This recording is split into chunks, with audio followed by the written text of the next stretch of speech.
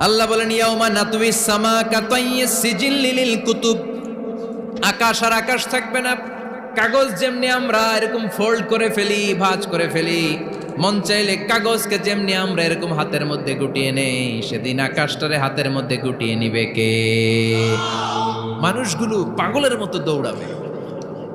কেউ থাকবে টয়লেটে, কেউ হসপিটালে, কেউ মাজারে, কেউ বাজারে, যে যেখানে থাক, শুরু হয়ে যাবে কিয়ামতের এই ভয়াবহ দৃশ্য। দুধের বাচ্চাকে রেখে দিয়ে মা দৌড়ে পালাবে। দুধের বাচ্চা রেখে মা কোথাও যায়? কলিজার টুকরা এটা, দুধের বাচ্চা, এটারে ফেলে মা কোথাও যায় না।